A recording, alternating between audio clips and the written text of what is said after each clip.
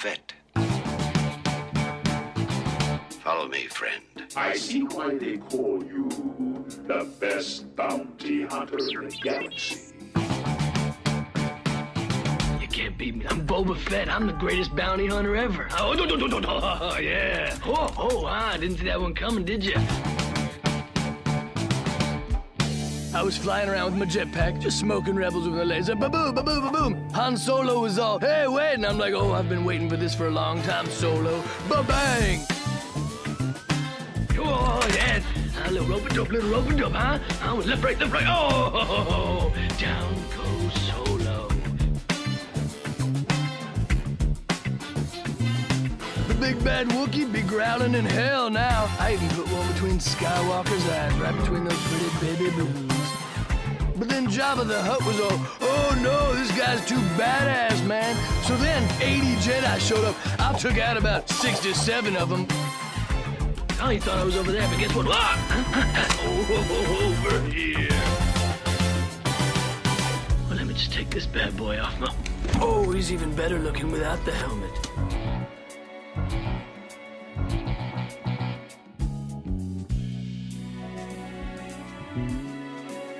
Oh, oops. Cue. Hello and welcome to Fennec and Fett-ish, a Who Watches podcast about the Disney Plus series, The Book of Boba Fett. And this week we are going to be discussing Chapter 2, The Tribes of Tatooine. I'm Travis Fishburne. I am Alex Brunel. I'm Dustin Meadows. And later we are going to be joined by special guest PLD. And so before we get into all that, how's everyone's week been going? Oh, it's been good. I worked this week. Cool. It's very exciting. Cross-promotional branded content. So good. I also worked this week, but there's nothing promotional or branded about it. I did not.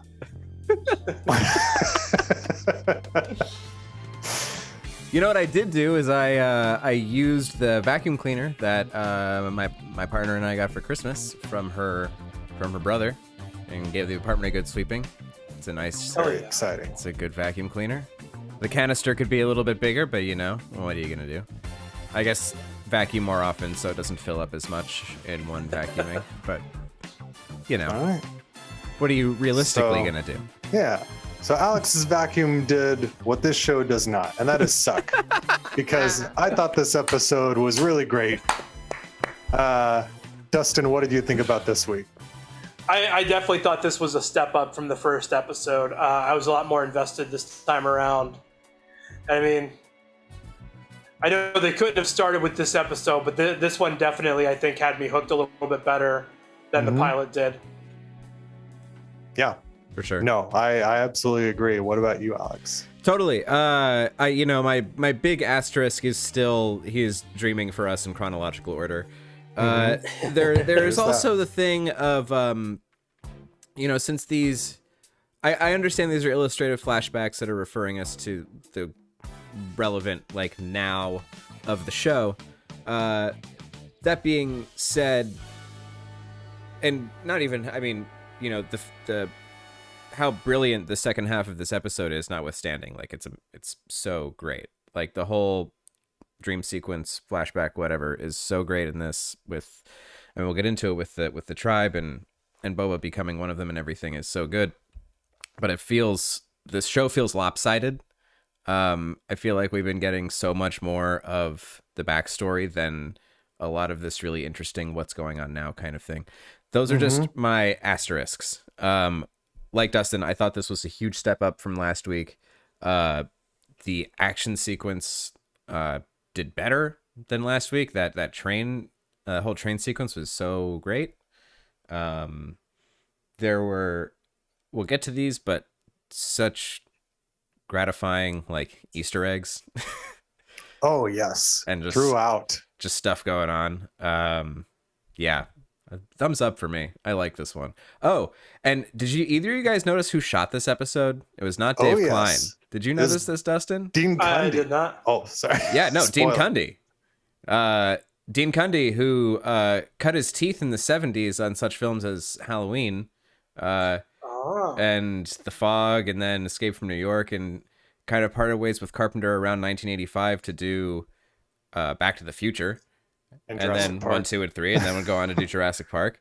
And the Flintstones. And and Flintstones, I guess. He did the Flintstones the next year. And I point this out because Dean Cundy is like, I know how to shoot these, dino animatronics and CG dinos. So who else are you going to get? He's the guy.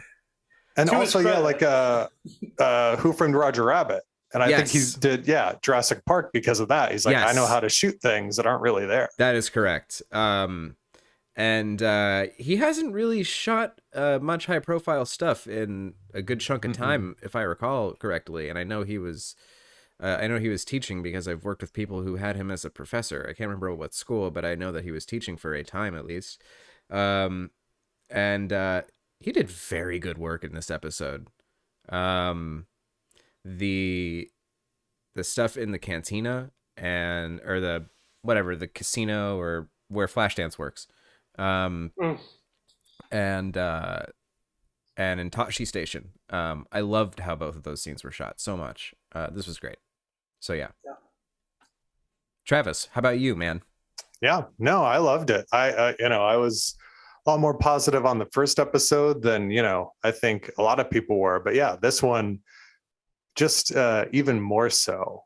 And it's got a longer runtime, and that runtime just goes by even quicker. And the thing is, like you were saying about, we've got the stuff that's propelling us forward in the timeline, and then we've got the backstory of what happens in between Return of the Jedi and now. And I think they're both equally intriguing. And it feels like in this episode, as soon as we started to get some traction and started to get like, oh, I'm really interested in where this is going, then we go and we have the flashback. Then he has to take a nap. Yeah. Yep. And then we get one of the best action sequences in Star Wars. Yep. Yeah. No, I felt that frustration, and the frustration of not going back to now, quote unquote, after that whole experience. Mm-hmm. Yeah, you're gonna trot out this grisly-looking Wookiee bounty hunter and then just take him away from me? Black Chrysanthemum. Oh my gosh. Oh, we have a visitor now. It's Ed Harris. Ed Harris is joining us.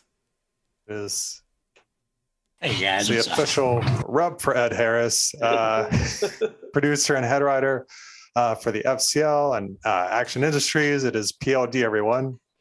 Hello. Welcome, sir. Hello Thank you for joining us. Thank you for having me. Yeah, so we were just given first, I guess this is Alex and this is Dustin. What's up, man? Nice to meet you guys. You too. Likewise. And we were just going over just general thoughts on the episode thus far, which we're all very positive on. And yeah, PLD, I don't know how you felt about the first episode of the series. I've enjoyed both episodes so far. The first one, I understand why people were a little hesitant on it because it's definitely a slow burn kind of a feel. I mean, I think the whole show is a slow burn. And I feel like we as a culture, as a fandom in general, I feel like some of us have gotten too used to relying on these big flashy moments where everything like something really important has to happen every single time. There's got to be a Mark Hamill cameo. There's got to be an Andrew Garfield cameo. There's got to be some kind of big cameo appearance or something really huge and world shattering. And this shows that doesn't have to be that way. And I actually enjoyed it for that, but I understand why some people are a little bit, they weren't sure how to feel about it.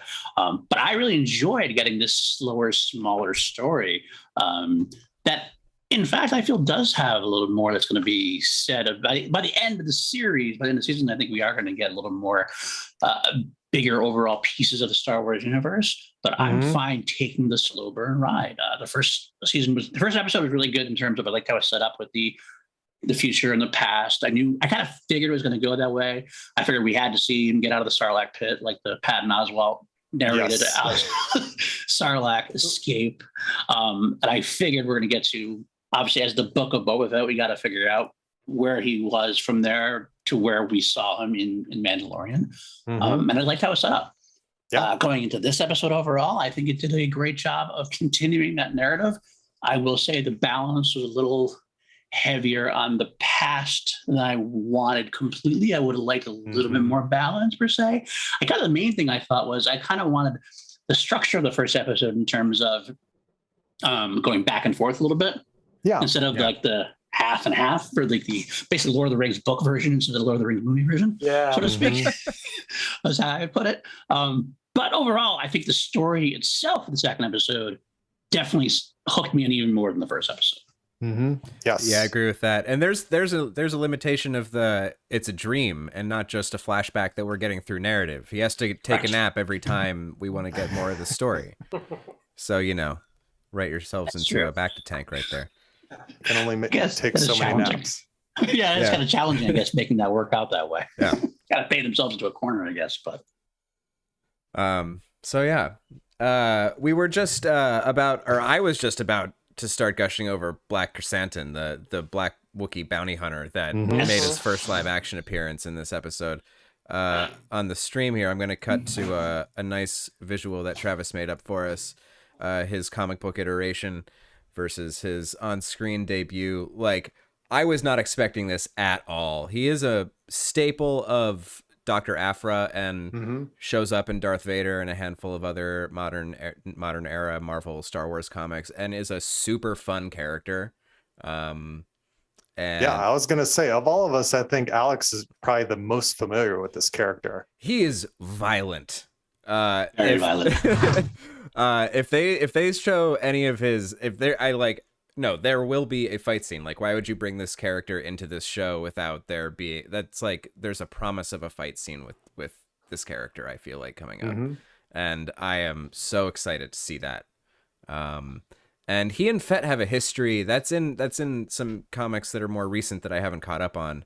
This War of the Bounty Hunters thing, which is like, I don't know if Travis and Dustin PLD. I don't know if anybody knows what this is, but it's kind of like the Disneyfication of the Shadows of the Empire, kind of like trying to get Han and Carbonite back. I've heard of this. That's a good way. They're repaving that storyline, but making it a 4-series comic book crossover across 6 months of storytelling. It's nuts. But anyway, super psyched about this character's introduction to the show. Yes. Yeah, me too, man. Me too. I just love, even more than that introduction of that character per se, I like the idea that we're finally getting more interaction between all the different versions of canon, the TV, the movies, the series, the books. This is what we were promised. Like when Kathleen Kennedy and Star Wars first was bought by Disney, that's what was going to happen. That's why we reset the storylines. Everything's going to be connected. And then it kind of just didn't really happen that way, as far as like kind of set the screen was one thing, comics and books are their own thing. Right. I'm happy to see we're starting to get a little bit more of an interplace. And I feel like Kathleen Kennedy's finally seeing the value of that, whereas before, maybe I want to throw it in Kathleen Kennedy. I'm just saying her as the figurehead. Sure. Either way, she's a successful producer. And I think she's very powerful, and she's done a lot of history, a lot more than I've ever done. I'll tell you that much. Yeah. So I like the fact that I think she's starting to see the value of that as inherent in the fan base. So I think we get more of this, it's better. So we're going to have characters like this. There've been times where you've seen characters introduced where like that character type could have been, they have a character like this already in canon. So you could have used that. So why didn't you? Right. There's no reason to force it if it's not there, but this makes sense. As a bounty hunter working for the Hutts, bring in somebody we know. Absolutely. Absolutely. Like, and him working for the Hutts and us seeing Hutts. Let's talk about that. I mean, these are the first non-Jabba Hutts we've seen since Phantom Menace, in live action, if I'm not mistaken. Yes. I was going to say, you're going to forget Stinky. But I don't forget. I unfortunately can never forget Stinky or Zero or like any of that nonsense. You mean Stinky over Zero anytime, to be honest with you. Yes, I would agree with that. But the effect on him, I thought, was the best digital Hutts that we've seen. They still look kind of cartoony to me. It's the best thus far, but even so, it's like, okay, I guess the only way this really works is if it's a giant puppet that 7 people have to handle. Yeah, because like I was looking at it and I was really because so many of the other digital effects in the show are great. I can't remember the names of the Sand People's dog equivalent. Mastiff. Massive. Predator dogs. Yeah, predator dogs. That has to be a combination of practical and digital, but like it's pretty much seamless. They look amazing. Yeah, those look great. Yeah. You know, like there's plenty of digital creations that have been on the show that like are just on that cusp of like, you know, photo real. It's like pretty much there. It's like 99.5% there, and the Hutts just still don't get there for me. Yeah. Well, it's probably because we never saw a live action Massive like puppet. Whereas That's true. Good point. It's a good point. Yeah. The most iconic, the thing we go to when we think of Hutts is the one they shot. That's true. Yeah. Return of the Jedi. It's a lot to do with the slime too. The feel of it, the tactile. Yeah, exactly. Well, and it doesn't help too, because I think what throws it off initially is this scene is in broad daylight. So like it's just so clearly, it was like, It's true. if this scene had taken place like in a seedy, dimly lit cantina, I don't think the flaws would be so apparent, but they're very apparent because of the way the scene plays out. Yeah. It's funny for me. I would say, like, I mean, this is maybe me showing my age. I think I'm a little older than you gentlemen. But this kind of thing never bothered me as much as it bothers some people. Only because, like, I get so enveloped in the story. If it approaches believability to me, my imagination will say, close enough that I can get into it and move on. Sure. So, but I definitely see what you mean at this point. I would almost like to see some more practical effects brought back in here and there. They did that at first. They went from that at first, but sometimes some of our technology can get away from us a little bit. Oh, absolutely. I gave him a pass on it because I was so preoccupied with Black Santa.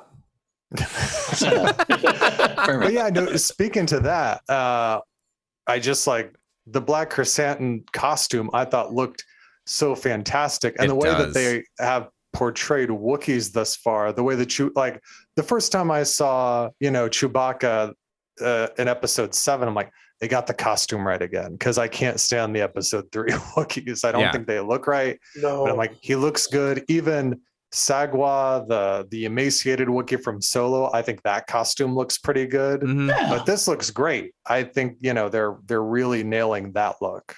I agree.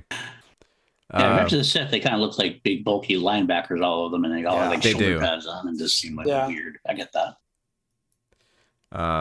Yeah, extremely happy with that. That's so wild to me still. This because I think the show that was rumored that is now confirmed, when this was an old rumor, it was Ahsoka, but there was a time when people thought that there may be a Dr. Aphra show.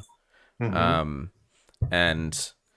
I would still love that. I desperately want that show. I think we can get that. Yeah, I was gonna say, I think that character could potentially show up in this series. If she does, that'll be very interesting. That'll also just be very interesting because that's so many years, because that's an original character for the comics, and her only story has been in her series and surrounding. So if they put her in the show, it is a significant number of years after when these comic books are set. They're currently in between Empire and Jedi. So it's like that would skip ahead in her timeline significantly, and I wonder if they would do that. Well, but of course, I mean, like Bo-Katan looks great for her age. We talk about that with the wink, wink. Yeah, sure. Like she's good for like what 60-plus-year-old she is supposedly. Yeah.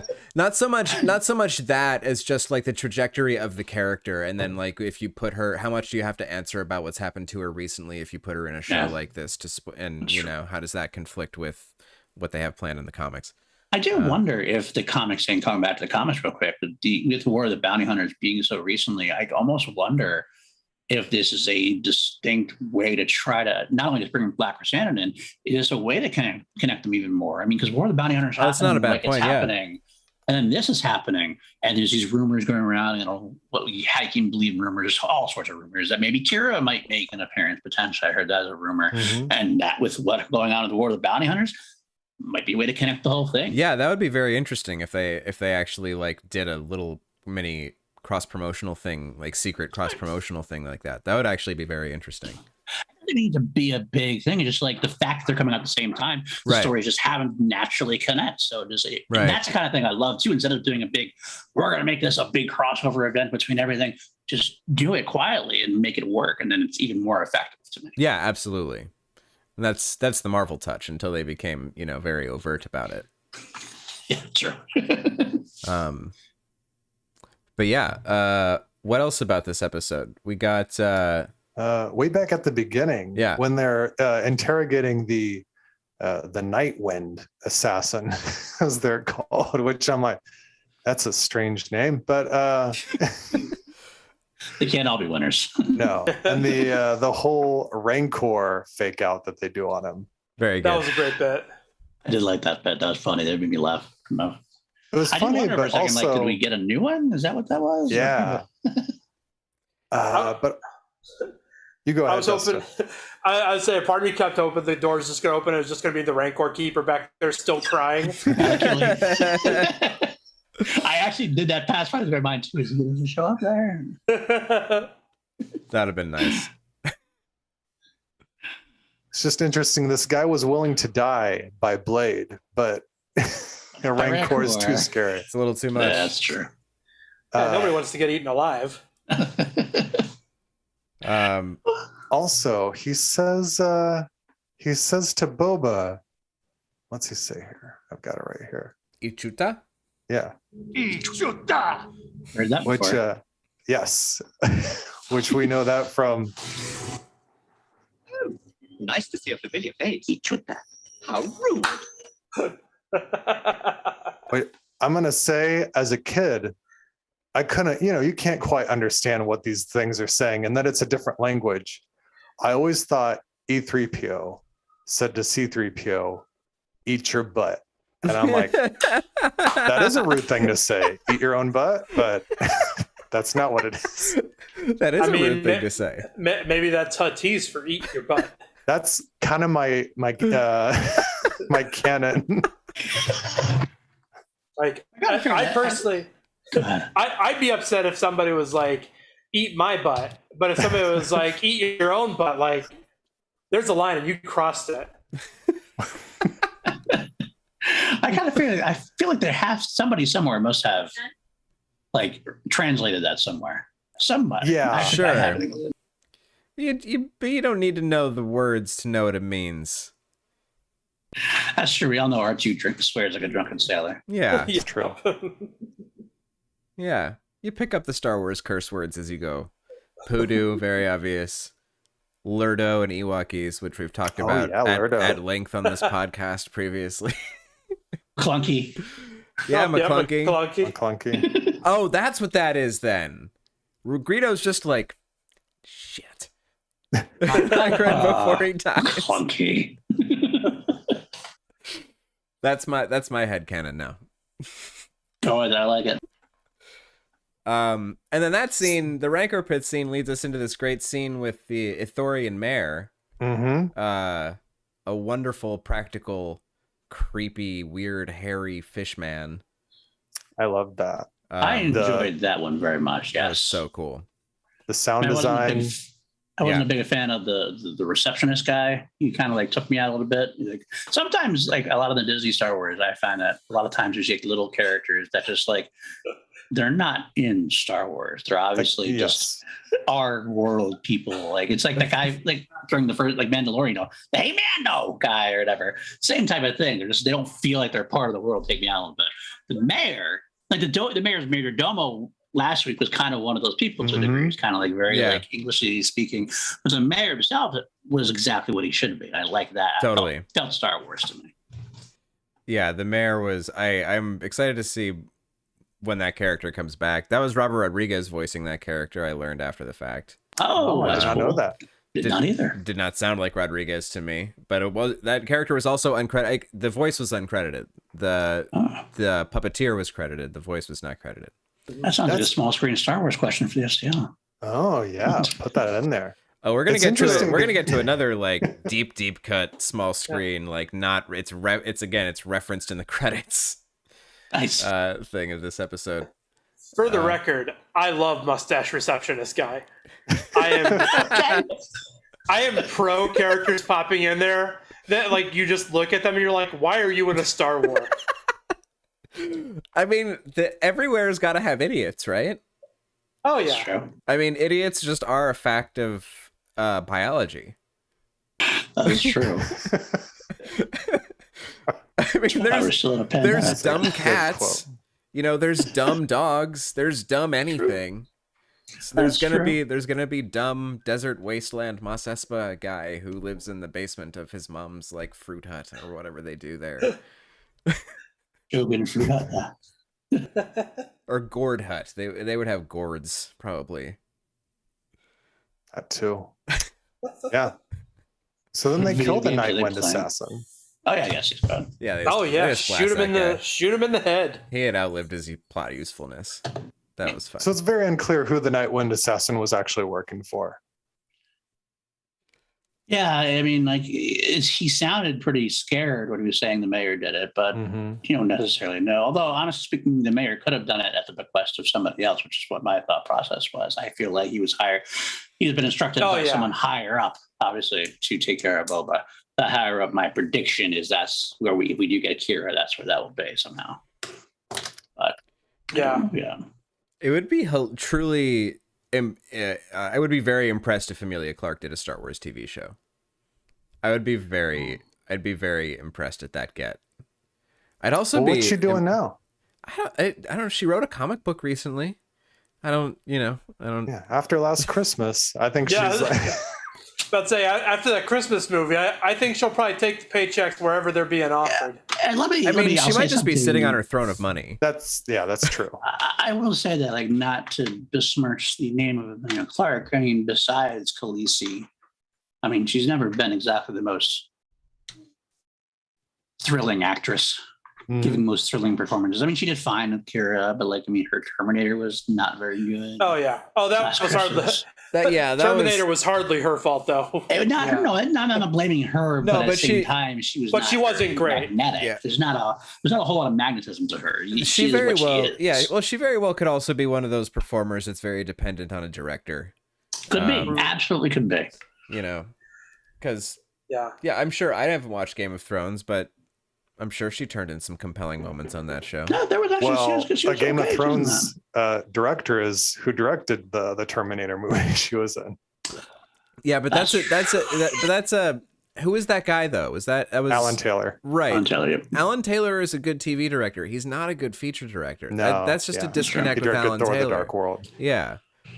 And let's face it, also Game of Thrones being based on that, like a very well written novel series. You had the basis of a character down, motivations, whereas in the future of Terminator, they're trying to rewrite things. And so what we're really saying is, come on back to Star Wars. We would like to see you, Emilia Clarke. I would like to see Kira back in Star Wars. Absolutely. I love her enough to want her to come back.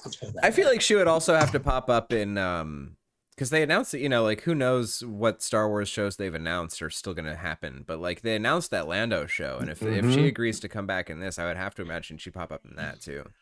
I have a feeling that if she's coming back I think she's going to be signed to a multi-TV deal, kind of like sort of like a Marvel deal in a way. Where that'd be great. She'll appear in an episode of this. She'll probably be in the Lando show. And like I kind of have this feeling this is like when they initially announced this, they announced like Boba Fett, Mandalorian, and then at the time it was Ahsoka. And they also announced that at the time the Rangers of the New Republic, which is obviously scrapped and switched over. Yeah. They also mentioned that they were all supposed to like cross over and make a big thing, big kind of story at some point. I'm wondering if part of that big story would be Crimson Dawn aspect of it, and maybe Kira will be in all these other shows, just not committed to like any of them per se, but here, like an episode here, an episode there, an episode there, maybe in the big finale or something to that effect. I could see that happening. I would be into that very much. Yeah. A whole series of Star Wars crime shows I'd be very, very down for. That's what we're already kind of done. I mean, the Ahsoka thing, even the Ahsoka stuff could get to there. I mean, they're obviously dealing with stuff, but she's a Jedi on the run. So all I want to know is when is Hondo Ohnaka appear live action? That's what I want.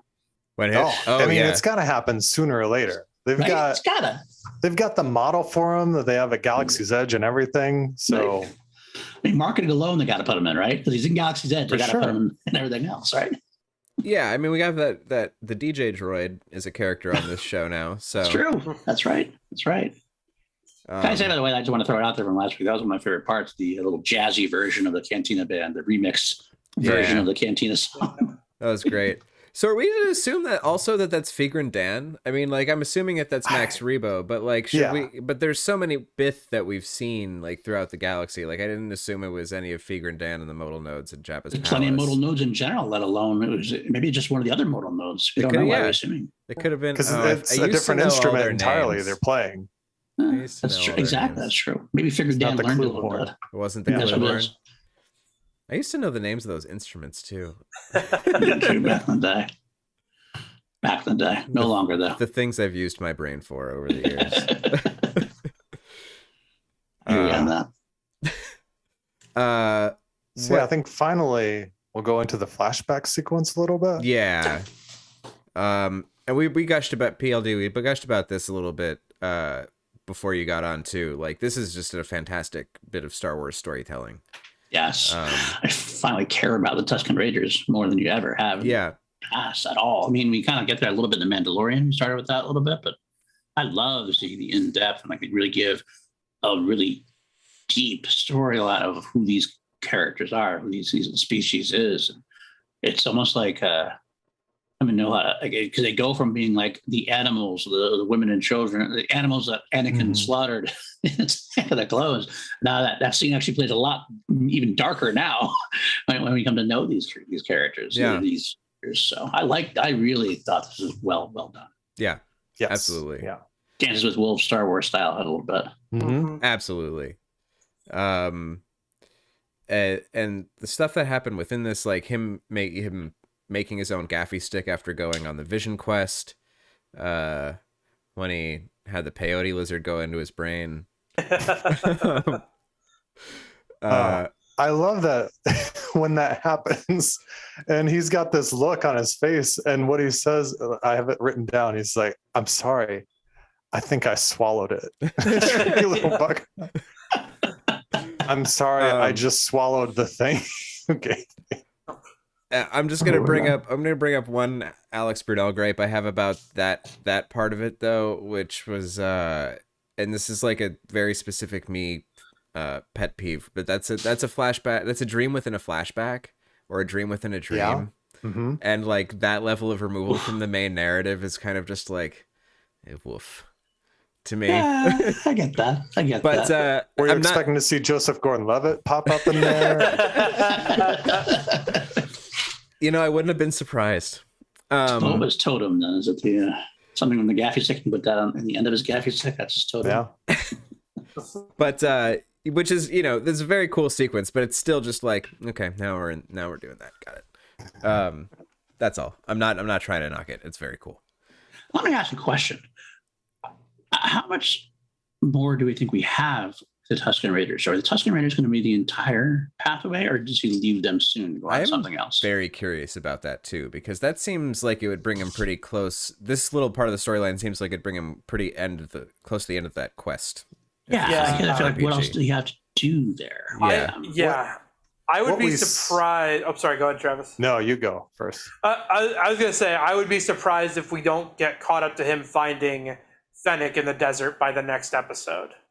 Next episode. Okay. Interesting. Because I don't know how much more, like, he's accepted by them. He's built his own gaffy stick. We see he knows how to use it. Like, I don't know how much more we're going to be able to really get story-wise, mileage-wise out of him spending more time with the Tusken Raiders.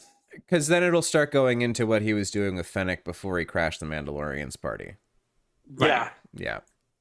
And when we see him at the beginning of season 2 of The Mandalorian, he's wearing those robes and he's got the gaffy stick and everything. Yeah. Yeah. I think, and we still don't know, there's obviously weird bad blood between him and Bib Fortuna, which we saw at the very end of Mando season 2. Mm-hmm. Right. And so I think that has to be addressed as well. Sure. And I have not seen this theory go out yet, but I am going to theorize that Bib Fortuna might have some kind of a role, like play some kind of a role in like taking out that tribe of Tuskens, which could piss him off. Okay. We'll put that on the books as your prediction right now. Okay.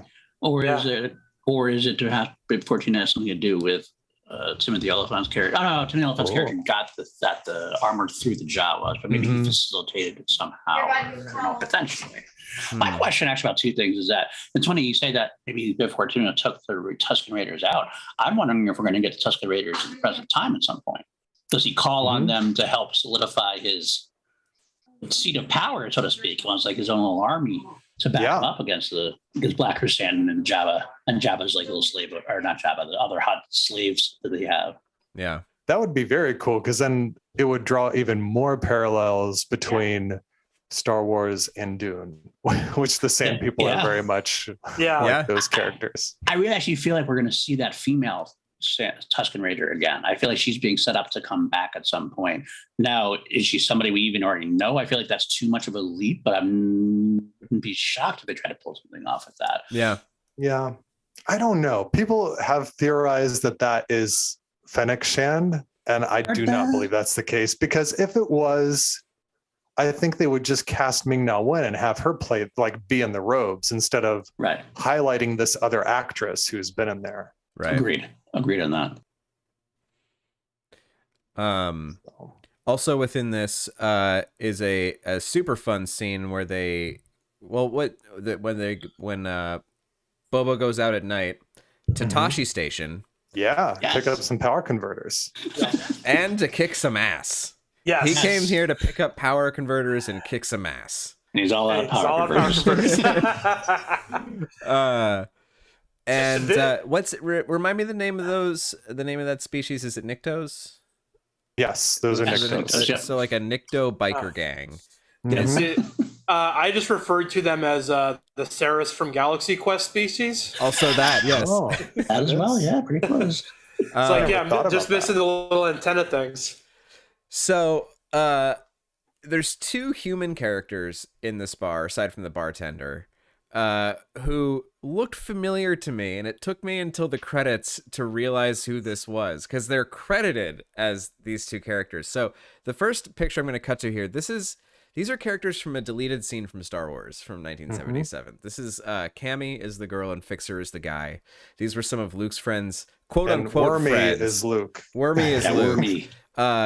These two were like, Cammy was kind of like, not the worst to Luke, but Fixer is just a dick. Really is. I don't know if anybody ever listened to the radio dramatizations of Star Wars, but the first movie got like way expanded story-wise, and there's like whole episodes on Tatooine with these characters, and Fixer just sucks. He's just like the high school jock who is varsity and is like, works on cars, but like make that a guy who can't get out of Tashi Station. So anyway, these characters have apparently literally never left Tashi Station, because here they are still, after an empire has fallen, still just hanging out in Tashi Station. And way to go to the Star Wars wardrobe and hair departments for putting together costumes and hair to actually really evoke these two actors from 1976. Really unbelievable. Yeah, for two characters that most people don't even know existed because they were never on screen. And were they even canon? Like, are they deleted? Are they canon? Like, I don't know. One of them was canon. Cammy appeared in a dream sequence in one of the Jedi. I can't remember which book it was. Luke had it's in The Last Jedi. Right, yeah, Last Jedi. Luke dreams that he's married to Cammy at the beginning. Right. Oh, that's wild. Okay. So, but yeah, they're very peripheral like the most peripheral live action Star Wars characters can possibly get. It's funny how you mentioned Fixer though, because as you talked about Fixer, because he really is a high school quarterback who just never left the hometown and is now slaving away at the gas station around the street and trying to relive his former glorious. I know what does. Totally. And it's like, does he even know that like Luke was the guy that did all that stuff up there? That's a good question. Like, I wonder how much is Luke, curious. because how famous is Luke as far as that goes? It kind of made its way around a little bit, but the people back home, they might know, they might not know. Yeah, I would be very curious. I would love. I mean, I don't think we're going to get more screen time with Cammy and Fixer, but like, very happy that they showed up at all. They're not getting their own series? Not yet. Maybe. So, Life in Anchorhead. It's like a 22-minute sitcom. So the takeaway here is that I shouldn't feel bad when Fixer gets tased to hell. No, That is correct. There's some comeuppance. That is Good. correct. Good. There's one of the episodes that Star Wars radio drama. There's like 10 minutes of it that's Luke and Fixer racing each other in their skyhoppers through Beggar's Canyon, and they almost like get themselves killed. It's like actually like very similar to kind of pod racing, but like a radio drama from the late 70s or early 80s. Those are interesting things if you ever wanted to visit Star Wars in a different kind of way. Directed by Academy Award-winning director John Madden. Yes. No, he did not win an Academy Award, but he was nominated that year. I did not know that. Yeah. Shakespeare in Love director directed those radio dramas. I did not know that. That is wild. So yeah, what else is there to talk about this episode? Is there any specific just really cool quick bits? going back to this scene for a second. Oh yeah, please. Like the train sequence in this episode is great. Oh yeah. I loved the bar fight sequence, and personally I would not be mad if every Star Wars episode is just like, hey, what if we threw in a bar room brawl? just give me 3 minutes of somebody like running a dude down the bar and out a window. Like I'll be on board for a bar fight every episode. I do want to bring up, I like the part I talk about. I liked the whole introducing Boba introducing the machines, the Tuscans, and the whole like trying to teach them how to drive and Birth of a GIF. exactly. And so when you saw the GIF before I arrived, as soon as that came out, I'm like, that's going to be a GIF. That's going to be a GIF. And the train sequence was great. It was a great action piece. I think it was needed. It was good. It was solid. It was everything you want it to be. It evoked like the old Westerns in a modern setting. But I like seeing the Pikes in there. That was my favorite line too. The Pikes. He's like, are you carrying spice? And they're like, what spice? I don't even know what spice is. Like that. Well. But having the Pikes in there does actually lead me to believe more and more that we will get Crimson Dawn. Yeah, that thought hadn't even occurred to me, and now as we're talking about it more and more, that seems super likely, and I'm very interested for that. And now I really want to get caught up on Star Wars comics. Yeah, I kind of come and go to Star Wars comics myself. I read like the War of the Bounty Hunter is the main thing, but I kind of got caught up with some of the off shot stuff, whatever. Gotcha. Were you saying something, Travis? Oh, I was just saying, yeah, that's a big deal, because as soon as they showed like one of them poking out to shoot one of the Tuscans, I'm like, is that a Pike? That looks like a Pike. And then, yep, sure enough, that's what those are. Them Pikes. And yeah, I love this. I love how Boba dealt with them too. Like I liked the holding court on the loot, and letting them go and making them walk and survive in the same way that these people do, and the principled discipline kind of thing. Yeah, I like it. I'm for that kind of thing. Also, I love the droid train conductor. Yes, who's like really dedicated to his job and also kind of a spider. Yep. Yeah. And then just yeets himself out the train at the end. He doesn't have a self-destruct protocol. He just has the GTFO protocol. Just got a yeet button. Yeet. He's only dedicated to a point. At that point, he's like, yeah, I'm done. They're not paying me enough to die. And the train boosters operate like a video game vehicle where like it can only be used intermittently, and once it's like got enough of a charge and for a short amount of time. Yep. Yes. Dude, it totally reminded me. I don't know if I'm the only one. It was kind of reminded me of Back to the Future Part 3. I've got that in my notes. Yeah. That's what it was. I'm like, we're in Doc at this point. Yep, and that's it. Another neat thing. Doc Brown as a Star Wars universe. I can. Actually, I kind of want to see that. Actually, I was going to say I've not looked up what the droid's name is, but it wouldn't surprise me if there was some kind of an homage there. I mean, I feel like he'd be like an Amy Sedaris character type. Like he'd like work in a garage or in a docking bay somewhere, and be aghast at things generally, like he did in A Million Ways to Die in the West. Sure. A film I have not subjected myself to. It's worth a one-time view. Yeah, that'll happen eventually. It's a movie. That's about all I can say for it. I sat through it once. I have seen worse, but I've also seen a lot better. Well, yeah, that's true.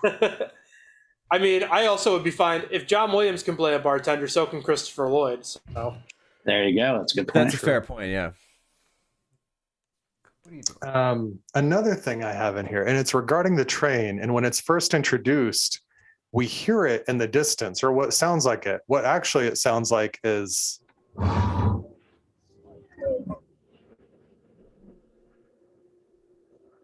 And I'm like, oh, it's a crate dragon. There's going to be a crate dragon in this episode because it kind of that's sounded obviously like that. Yeah. that's the sound. But no, it's this train. And I thought that was really interesting because that new crate dragon sound nobody likes. And here's a little taste of that.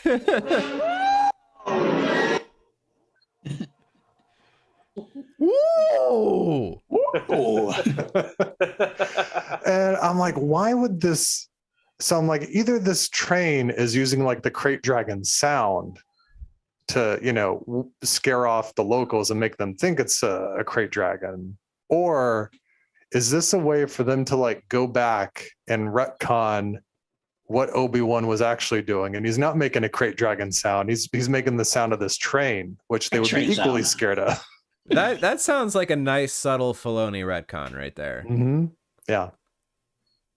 Yeah, that does sound like a Filoni thing. Because that crate dragon sound was never used once in the actual episode of A Mandalorian, like centered around a crate dragon. That's a good call. Sarah asks on our Facebook page, thank you, Sarah, whose permission do you think they need to kill the Hutt twins? And now that we just keep talking about Crimson Dawn, that seems like the answer to me. Yeah, that would make a lot of sense. He's either, I mean, the only other thing that would make sense at all would be like the higher up Hutts, but that would be part of, maybe that's part of Crimson Dawn too. Maybe the Crimson Dawn has become more of a syndicate of different groups. Like maybe they have a group like, which is Crimson Dawn, the Black Sun, the Pikes, and all this kind of thing all together. Would that also bring Darth Maul into this show? It could, right? Well, he's he's unfortunately no longer with us. Yes. Right. That's right. Yes. That's right. Oh yeah. Things happen. Yeah. I remember the things. Okay. Sorry, I remember the things now. Sorry, Star. It's confusing where we are. There's been a It lot could of still be in a series. There's just been a lot not of this Star one. Wars lately. Yeah. Yes. And they've jumped back from time and, you know, glad you bring the books too, and the books It's and all the over the comics. place. So many Star Wars. That's another rumor, of course, that they've talked about having an animated Darth Maul series Yeah. potentially taking place, which would be kind of cool to see. Yeah, It would be cool to see live action, but then, you know, I don't think Ray Park is going to be doing anything anytime soon, unfortunately. So, right.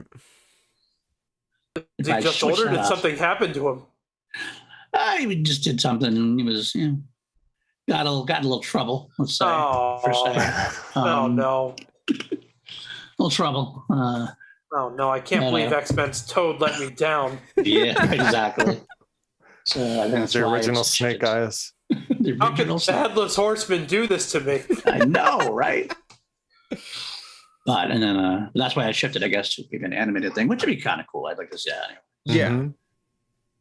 So I wonder if that's one of the things that they retooled with Lando. Because they're doing a Lando series. I don't know. Oh, that could very well be.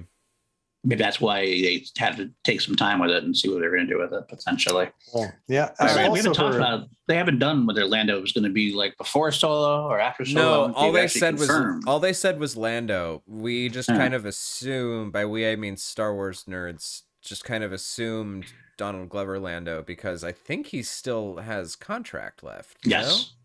Yeah. So that, well, I don't know if it. I think they signed film contracts. I don't know if that like. Right, like I shifted don't know into what his TV. contract is, but I know that there's some contract that there's still more stuff on, and I don't know if it extends to TV. But First, I'm hoping for a both. Like you get like the old Billy D. Williams telling his story. yeah, too. are we gonna get the when Billy D takes a nap, then we get to the Adventures of Donald? Exactly. He goes to the back to tank. Yeah. Well, he's an old man. He takes a lot more naps than Boba should. his Lando's bedding is made of his old capes. There you go. I totally get that. He goes to sleep on a pile of his old capes, and then we get the Adventures of Donald Glover as Lando. Yeah, we see Lobot tucking him in, and then Dude, If we Star Wars, just real quick, there's a Lando miniseries that humanizes Lobot, and Lobot is an incredibly tragic character now, BT dubs. He's super, super tragic. They were like best friends, and now he can't communicate because he sacrificed himself. It's horrifying. It is very scary. Star Wars gets surprisingly deep and I don't know if sick is the right word, but like a little twisted at times with their characters. You're like, oh, that's so that's what happened to L3. Oh, Mostly in the comics. Yeah, exactly. But yeah, sorry, Dustin, you were going to say something. I'm sorry. Oh, well, now I got a second thing to add, but the first thing, if we do get a Lando series, it better at least spend a little bit of time with old Lando and address whether or not he boned that girl that may or may not have been his daughter at the end of Rise of Skywalker. Oh, you want to figure something out? I'll help you find out. Why are you making bedroom eyes at her, Lando? You know what you did. Those are the only eyes he has, Dustin. That's fair. true. But maybe look the other way. If maybe you're implying that this person is related to you, but also you want to bang them. That's a fair retort. That is a fair retort. The second note on sympathetic characters, wholeheartedly agree, because after I read Tales from Jabba's Palace, I no longer laughed when we saw the Rancor Keeper crying in Return of the Jedi. Poor guy, poor Balakili. It was his only friend. Yeah, that was tragic too. But now he got it. Now he has his own toy, so it's all better now. Makes everything better. Residuals, you know. Just ask Mark Hamill. Sure. Mark Hamill. Very cool. All right. Well, I think.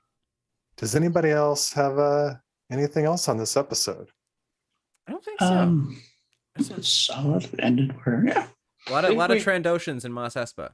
Oh yeah, that's right. Yeah. Good question. Which I'm all for. Yeah. A lot of Bosk. I do wonder if we're going to ever see more of the.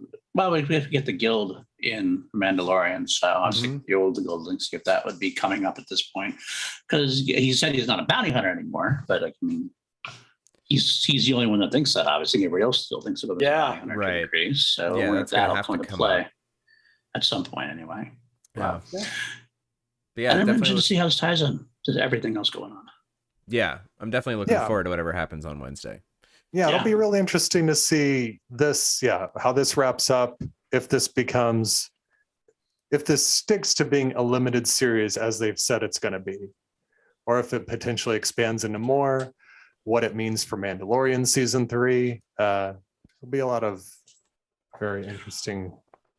What do you guys think? Over under 50% that Boba bites it, this series, or keeps going? I think he keeps going. Oh, I don't think he dies. I think it'd be a bonehead move to kill Boba Fett now that people actually are invested in the character again. I wouldn't be surprised if we have the ending of the Book of Boba Fett be this way in a way. Maybe, I don't know how it would happen. If it was done right, it could be really cool.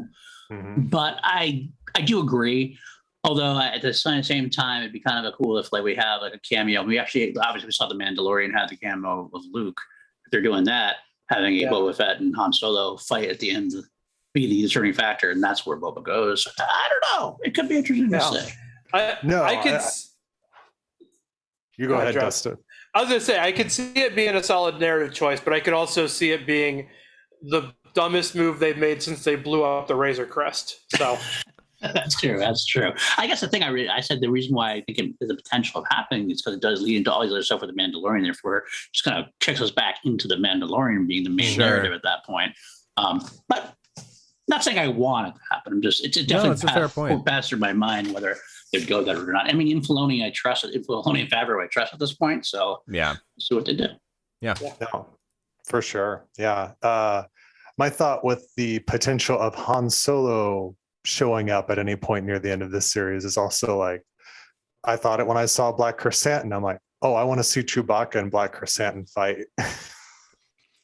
I've done in the comics. Let's get a live action version. Yeah, let's do it. Let's do it, people. I'm all for it. I don't know. I don't know. Maybe I love nostalgia. I'm a sucker for it. And again, I just want to see it. Give me the DH Han Solo. I don't care if it's perfect or not. Give me Harrison Ford coming back as a DH Han Solo and facing up against Boba Fett. I am all in for it. Why not? Yeah, sure. Do it. They might have figured out the deep faking by now, because I know they tried to deep fake Luke and it didn't work, but they since hired several. They hired that guy. They hired a guy. And right, because at first the Luke thing wasn't complete deep fake. It was this weird combination of all the galleries. It was this combination of all these different techniques, and then afterwards they hired the deep fake guy. So now they might have cracked the code. And I gotta be honest with you, the Luke thing didn't bother me as much. Like I said, maybe that's the same thing with the Jedi thing. I just saw Luke heard the music. I'm like, all right, it's good. I got it. Yeah, it didn't bother me because the moment still worked. Luke did look like a Ken doll, but the moment plays, so whatever. Yeah. It still score didn't helps look a as. lot. Yeah, the score helps. And also, it still didn't look as off-putting as Peter Cushing. See, I in, feel the Rogue opposite. One. I like Peter Cushing in Rogue One. I did too, I like actually, whatever, that is not Peter Cushing, but I like the Tarkin idea of him being there, but like I've gone back and rewatched those scenes, and oh boy, no, it's weird. It's too weird. I think the key is maybe I did this like subconsciously. I don't stare at him when he's on screen. I kind of just like look away, look at the surrounding scenes, and I hear their voice, and kind of like I see him peripherally, and it just my imagination helps fill the gaps a little bit, so to speak. It seems like it would help. Look at it, you stare at him the whole time. You're looking. I feel like a lot of us do that. Like when somebody comes on screen for I'm like, oh, is this working? I'm going to see if this is actually working. You don't do that when he really comes on screen. When an actor comes on screen, you're not doing that. You know what I mean? So that's true. You're not looking for the strings. That's true. Oh, that's a good point. And that's the thing is like I don't even necessarily know that I'm trying to look for the flaws. I think it's just like I look at it as like this seems offsetting. Like this seems weird. There's definitely this is not cool because it's not the person. So it's definitely a little bit of like it's not quite right. So that's I know I purposely was trying to like I'll do the whole like steal a glance and then look around the other stuff, steal a glance, then come back, and then kind of it works when I do it that way. So I do it for me because I enjoy it that way because I can buy into it. Oh yeah, I mean, it doesn't ruin the movie for me at all. It very much like I see it and I was like, I don't know, like it ticks something in my brain. Getting closer and closer with it though. Here we are. That was like absolutely 5 years ago now, right? 2016 for that. That's they're definitely getting better at it. So you're going to find out. And if they're hiring, that's the thing too. If they're hiring people now, they're hiring more and more people to do it. There's got to be a reason why they're hiring more and more people to do it. Yep. It's like it's kind of chicken the egg thing at this point too. It's like, well, we want to be able to do this. We want to be able to do this to do what? To do that. Well, we have these people. We might as well do it.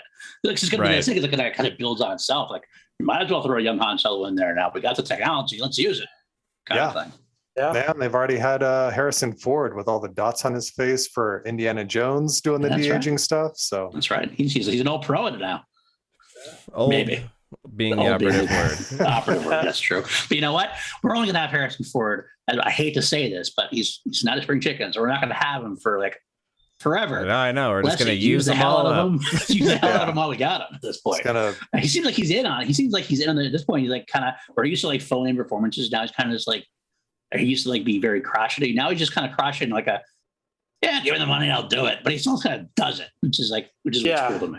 Yeah. Mm-hmm. Like his Han, he actually felt like it was Han again. I felt like in the last 10 years of his career, the times like in Star Wars he really turned in the performance, and Blade Runner I think he really turned in the performance. It's a matter of he just won't change out of his gray t-shirt. He just wears a gray t-shirt and whatever he's doing, and he just says, I'll do this movie as long as I can wear my lucky gray t-shirt. That's fair.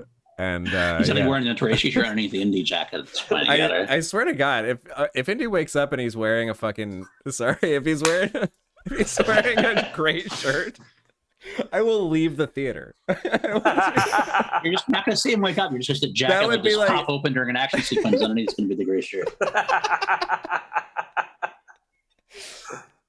I'm sorry. That's this PG-13's one cuss is about Harrison Ford's gray t-shirt. There we go.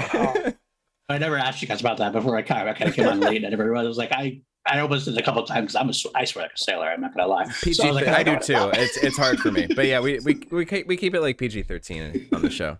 Oh, I'm glad I kind of stuck to that. Yeah. If any of our listeners are savvy with computer effects and all that stuff, give us a gray t-shirt cut of Harrison Ford in all his movies, please. Yes. Oh wow. All of a sudden, got the gray shirt, Harrison Ford. Get off my plane. Yep. Yeah. Gray shirt. I didn't kill my wife. Great. What's the movie where he's Amish? Witness? Is that the one? Yeah. Witness. We'll just put him in a regular business suit, a la Frenzy or Frantic. Yeah. Frantic. Favreau's got the in. Cowboys and Aliens, the gray shirt cut. There we go. Justice is gray. I swear he wears a gray t-shirt in Cowboys and Aliens. He might. He might wear a gray T-shirt in Ender's Game, like legitimately too. Oh yeah, I think so. At one Probably point, in did this actually. game. Yeah. I probably CG the uniform on him at that point. All I can remember about Cowboys and Aliens is that Clancy Brown got taken out of the picture way too early. Oh, that's always true. If Clancy Brown goes early, he goes way too early because Yep. he should be in almost everything. That was one of those times. It was one of those screenings where I saw the movie and there was a Q&A with the writers afterward, and it's one of those times where the movie was terrible and then I had to watch people talk about the movie as if it wasn't a piece of crap for like an hour. Like as if like this is interesting and they did something good.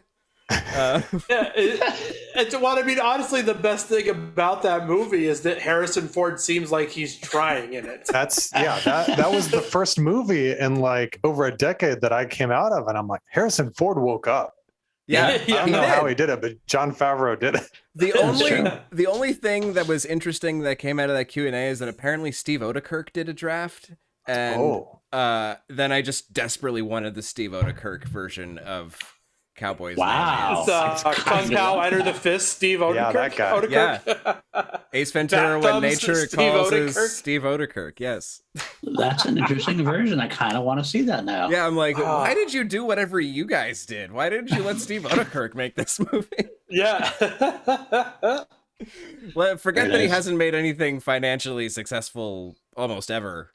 Yeah. But just forget about that. Maybe there's an Odekirk draft for Zathura laying around somewhere.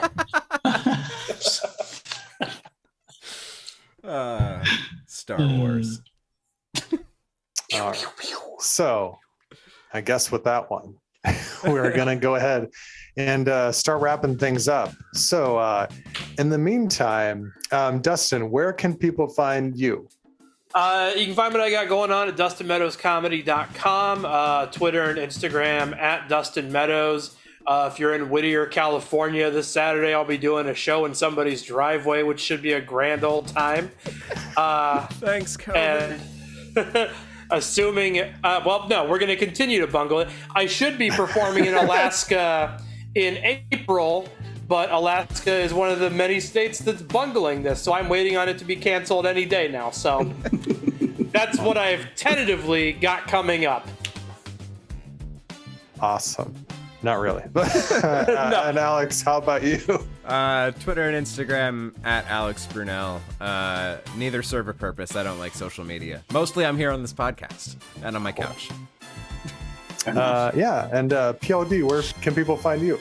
Also on Twitter or at Paul_Denizio. I don't really do Instagram. I have one, but I don't remember what my name is because I don't use it very often. I do a podcast. Actually, it's a great time. I'm actually starting my PLD Projects podcast on YouTube and on all sorts. I'm going to start a Buzzsprout page. I got a couple of new things coming out. Tomorrow is my first show called Scoundrels. It was Scoundrels of the Force. I used to do a Star Wars show. I've kind of expanded it out now. It's going to be every Monday, 12:30 p.m. Pacific, 3:30 p.m. Eastern. It'll be movies, news, genre news, things like that. I'll probably lean towards Star Wars still because we all love Star Wars. Mm-hmm. So we'll probably talk about Boba Fett tomorrow as well, actually. Awesome. Nice. And then also I do have two more podcasts I'm popping. Me and PJ Campbell, the head writer also of the Movie Trivia Schmodown, are going to be debuting our podcast on Tuesday called Two Mediocre White Dudes on Film, because everybody needs two more mediocre white dudes thoughts on film. That's what we're going to give them. We're going to walk through the Scream franchise on Tuesday, Wednesday, Thursday, and Friday. And then after that, we'll go back and break down Scream 5. And then finally, beyond, I'm going to be starting a podcast called The Crown Jewels at the end of January, where I'm going to be taking everybody through the Rock Band Queen's catalog track by track. And that should be a fun time as well. Cool. And of course, Action Industries and FCL and Schmodown I also get involved with as well. So you can find me there. Very nice. You can find me at Travis Fishburne. You can find the show at Who Watches Pod, and you can reach the show at whowatchespodcast@gmail.com. Please like, subscribe, leave reviews anywhere you're listening or watching. That is all greatly appreciated. And so until next time, let me pull this up. Pack your things. We're leaving. Pack your things. We're leaving.